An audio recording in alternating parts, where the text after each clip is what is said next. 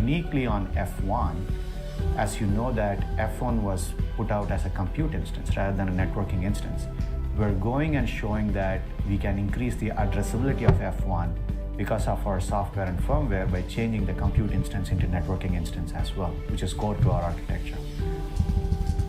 F1, if you look at Amazon is a market leader in cloud. And the reach that Amazon has to the end customers is phenomenal. Tapping into that reach is going to be of immense value for us. The reason being that these new class of databases are also the databases that are used by Web 2.2 and e-commerce companies, which are a new breed of companies, and that's one of the areas in stronghold of AWS, tapping into that customer base. So it's going to give us a lot farther reach than what we could actually do it on our own. Secondly, the fact that F1 was actually designed as a compute instance and we are coming and actually opening up the network acceleration there, we are also helping the AWS community, widen out into network acceleration opportunities. So it's a win-win for both of us. We get the more reach, we actually enable a wider market base for them, and hoping that, in the process we get a large set of customers running on the F1 instance. From a business model standpoint, we're going to be an application on a marketplace application. So we're going to tap into the regular marketplace, on-demand business model. But we are also going to be looking into strategic licensing opportunities. Given the network stack that we have, is going to be a unique offering, at least for a period of time. So we're going to be looking for licensing opportunities as well with certain strategic customers.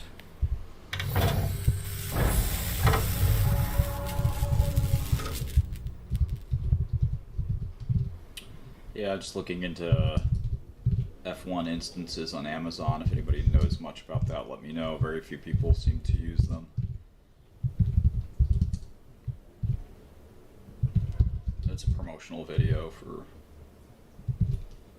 AWS FGPA instances, which I'm not sure why anybody would really use in practice.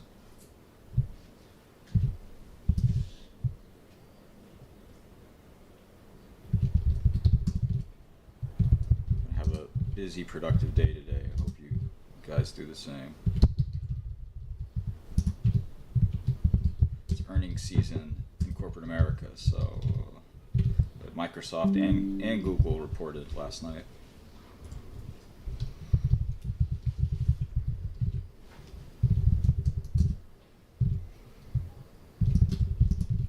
Amongst other companies, and many more this morning, and many more tomorrow morning, and who has time to listen to every conference call? I know I don't. Even big hedge funds with teams of people miss conference calls.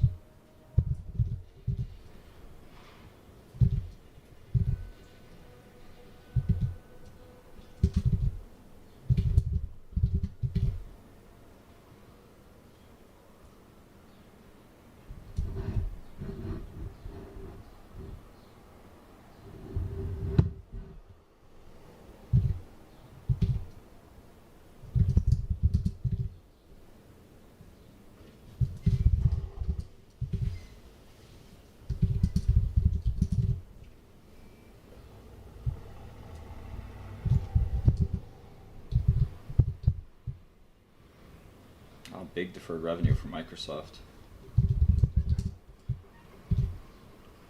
Seems like Q2 slowed down for everybody. We've lapped COVID by now, so I'm not sure why there'd be a COVID effect. But it also seems like Q3 isn't going terribly for most, so I think that's why you have this relief rally right now. Right.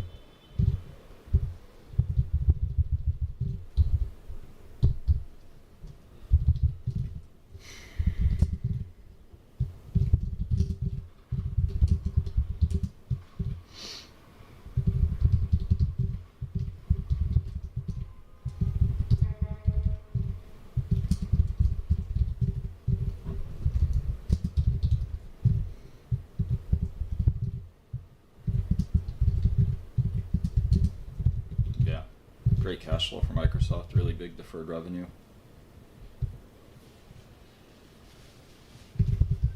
Run rating at 100 billion, not bad. 18 times earnings for 100 billion. I mean, they're not quite run rating at 100 billion, but I mean, pretty much close enough. It's not bad, not a terrible value. Let's see how the stock is done.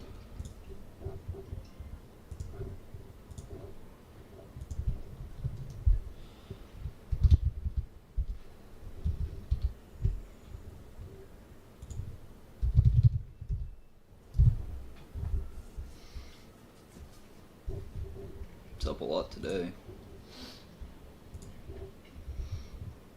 Yeah, at 350 it was probably pretty expensive, but at this price it's not bad at all.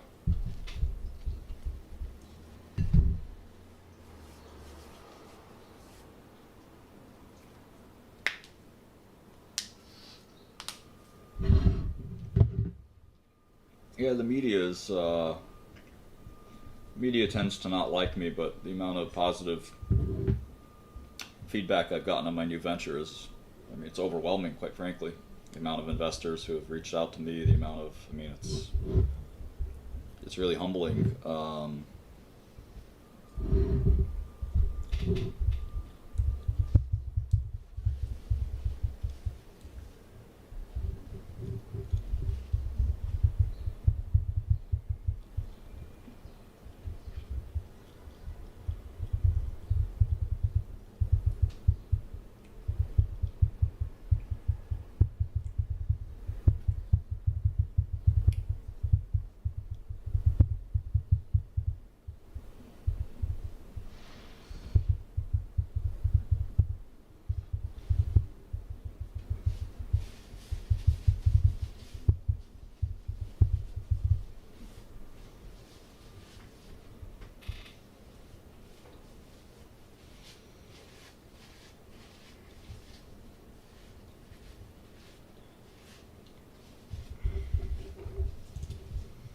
Yeah, chickened out on Shopify.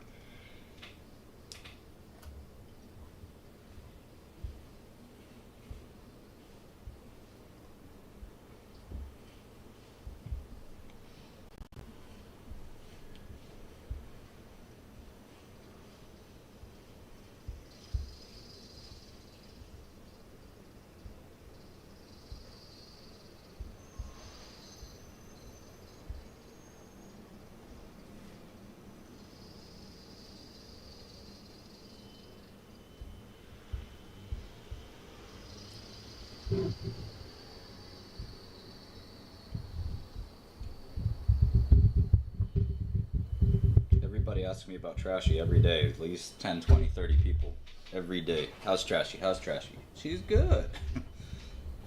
She's very good. She looks like she hasn't even expended 3 lives of 9 lives. I think Trashy's gonna be around a long time. Nobody's even quite sure how old she is. She's living her best cat life. Well said.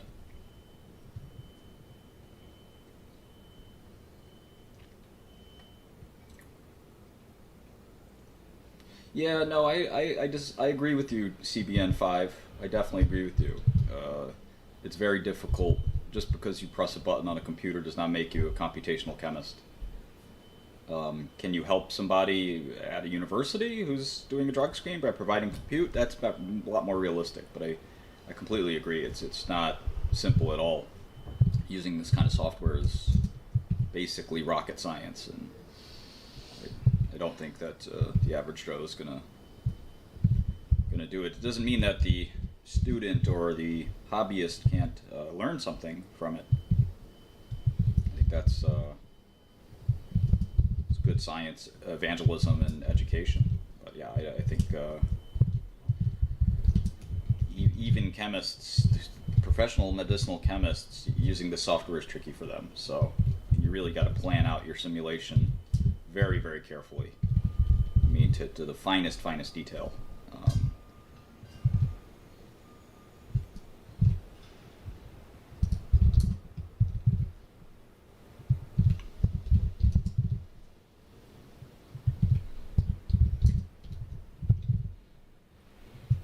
that's something really only experts know how to do. But getting people excited and interested in this world is also one of my goals. All right, so Microsoft free cash flow is a little closer to 65 billion, so you gotta always remember CapEx. And they're in a big cloud investment period right now for Azure, so the question is that one time or continuous? It's probably continuous. So if you take that cash flow down to 65 billion, you're talking about 28 times earnings, which is why I passed on this the first time. It's kind of expensive for. It's possible that we're entering a peak cycle for technology, and that we could be seeing a big slowdown coming. Microsoft will be affected the least by this slowdown. They'll be kind of very sturdy, but I still think they'll be affected. So you generally don't want to own tech stocks going into some terrible recession or something. But I don't think we're going to have a terrible recession either, but nobody can predict that. So what do I know? Maybe we will. I saw the White House redefined what a recession is. I like to do that. I would redefine what a crime was. No. See, Your Honor. A lot of people feel a recession is two quarters sequential GDP contraction, but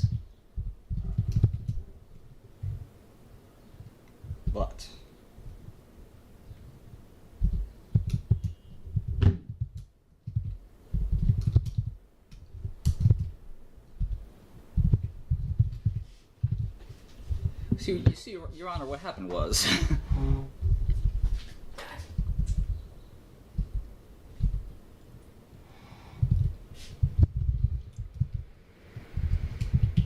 If you want to learn Python, I think it will take you some time to become a Python developer worth hiring, but probably a year or two. Not that bad for what could be a big pay upgrade.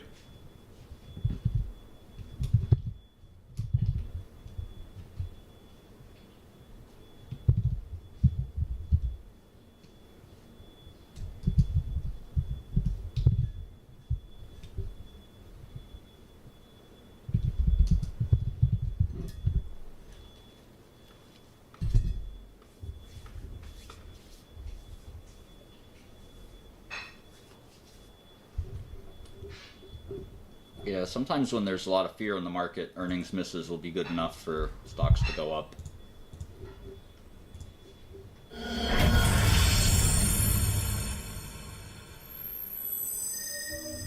Edico Genome, at the core, writes very accurate algorithms for genetic analysis. And once we have an algorithm that we deem performing very well from an accuracy perspective, then we use the Xilinx technology and the FPGA acceleration to optimize it to run fast. Edico Genome started selling Dragon, which is the name of our product, on-site for the past couple of years.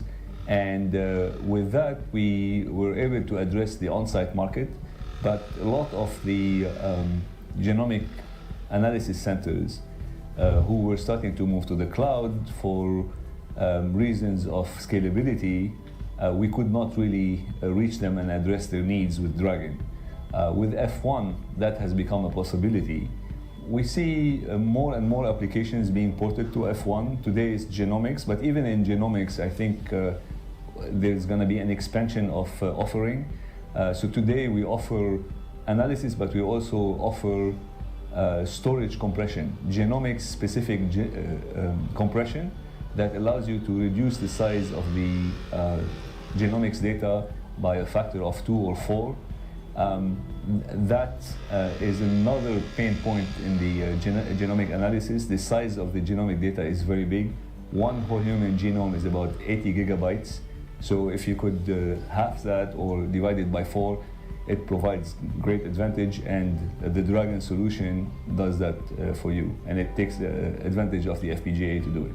When we started the company, the idea was to make an ASIC, but the ASIC, we quickly found out that because we're in the business of developing algorithms and improving them, would be not a good choice because you would basically have a big investment in a chip, and then you'll have to keep doing that investment to correct the algorithm or to improve it. With the FPGAs, it's it year allows over us year, to program it sequential, over and over quarter-over-quarter again, decline. and we literally do daily updates of our algorithms, and that allows us to use it pretty much like software.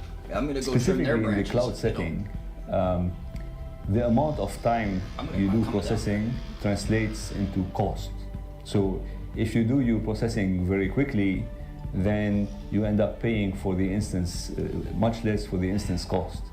Having a big FPGA allows you to do the work much faster and makes the synthesis and making the place and route and meeting the timing much easier, given that you have much more resources on the FPGA.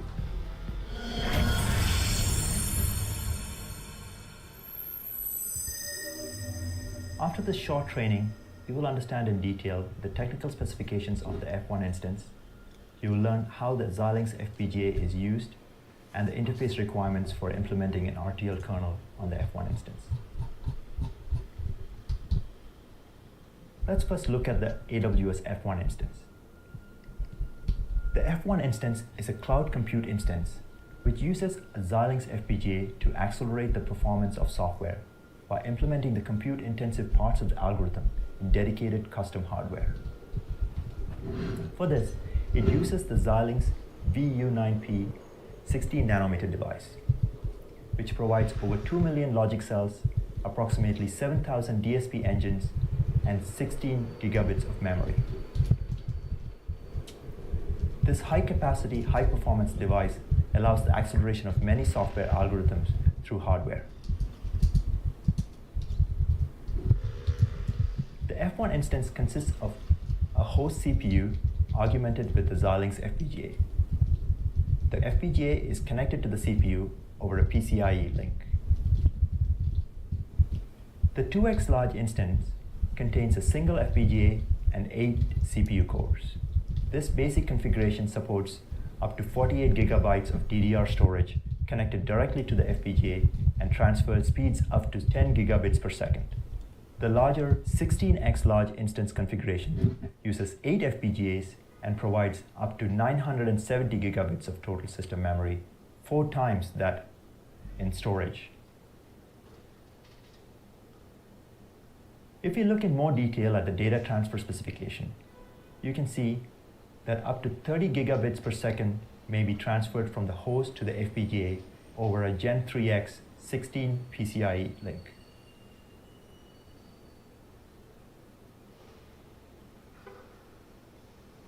Each FPGA connects to 4 banks for DDR, providing 48 gigabits per second transfer rate between the FPGA and the memory. This provides enough bandwidth and processing logic to accelerate any application.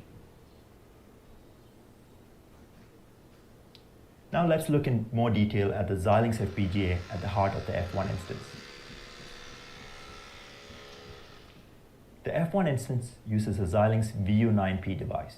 This device, at the leading edge of FPGA design, is a stacked silicon device, meaning it is made from multiple dies connected on the chip via silicon interposers.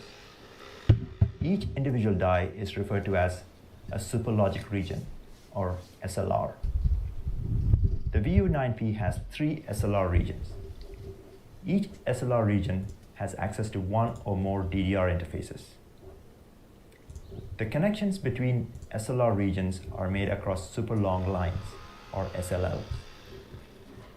These super long lines have longer delays than standard intra-SLR connections. An F1 instance consists of 2 regions, a region called the shell, which cannot be modified, and a region for custom logic, which can be modified to support any user logic. 4 DDR interfaces are available, and the DDR interface in the shell region may be accessed by the custom logic. The shell is loaded at power up and is always live.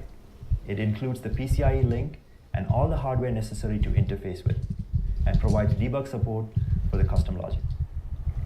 The logic in the shell region cannot be modified by the user. The shell logic is clocked at 250 megahertz. The shell also includes debug and security features. Looking at the shell debug and security features in more detail, the shell includes hardware firewall logic to ensure that the kernel cannot accidentally halt the operation of the F1 instance, and enables recovery of the instance in the event of a protocol violation. Protocol violation. A feature ROM to ensure the F1 instance is only ever loaded with a valid design, one created for this platform.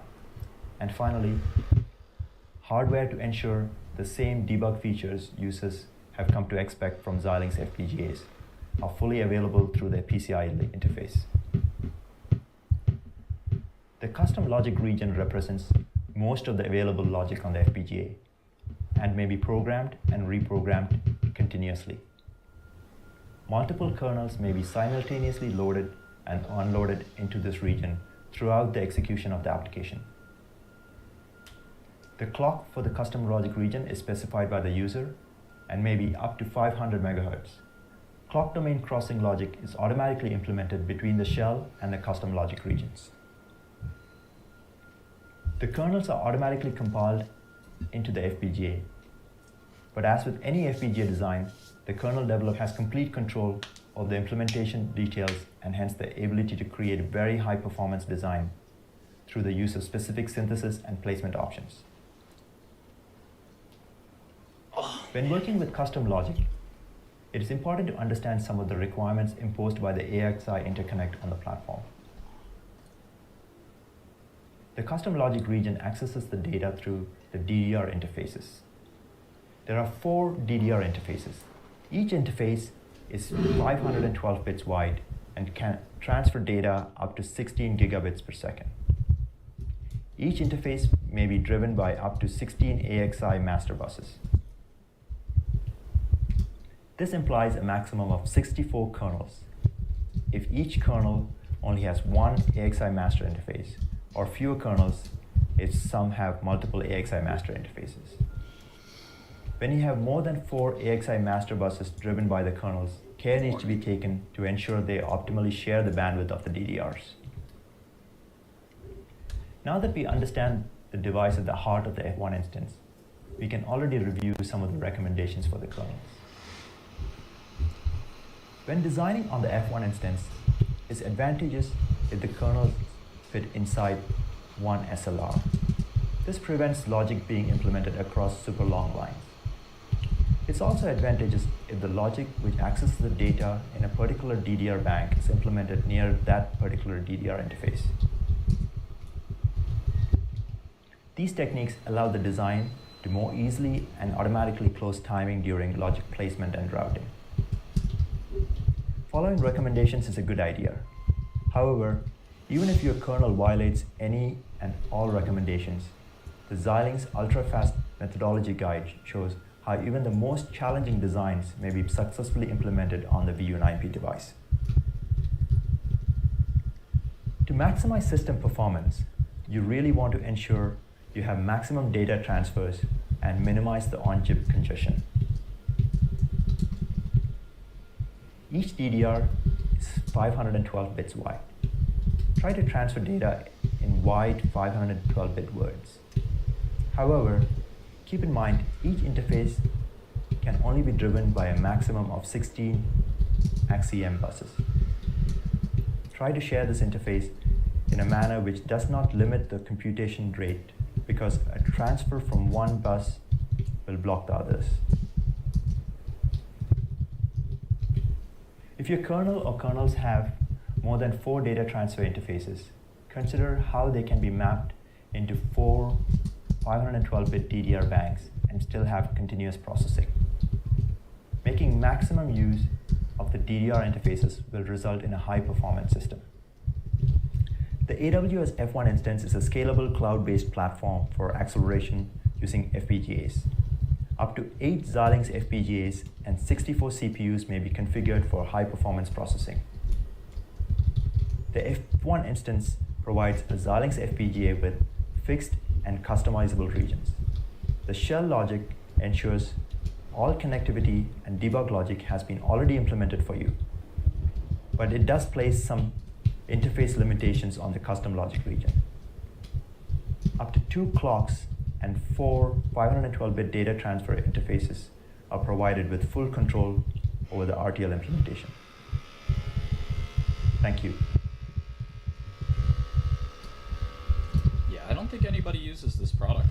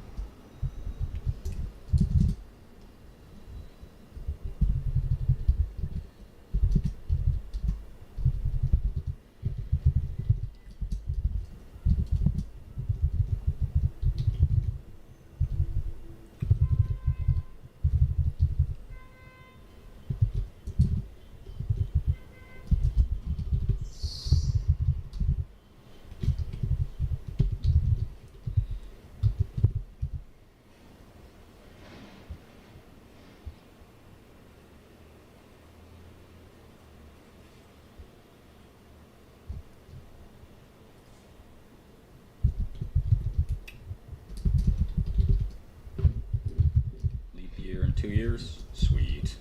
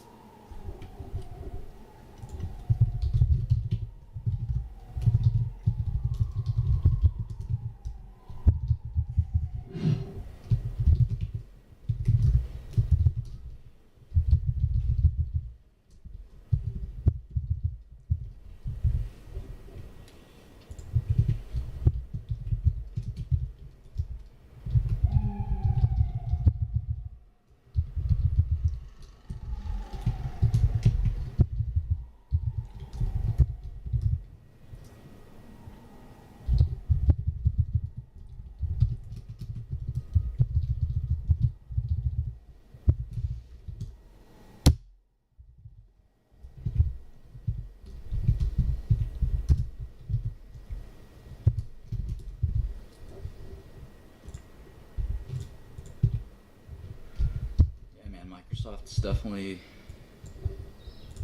not as cheap as Google. It's a good pair trade, actually. Long Google, short Microsoft.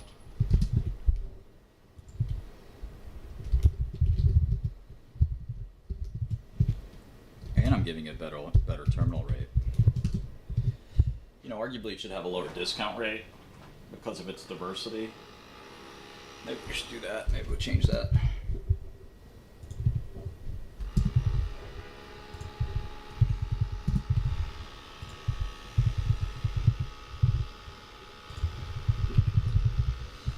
Oops. Doesn't change things much, obviously. Still a good pair trade no matter how you slice it.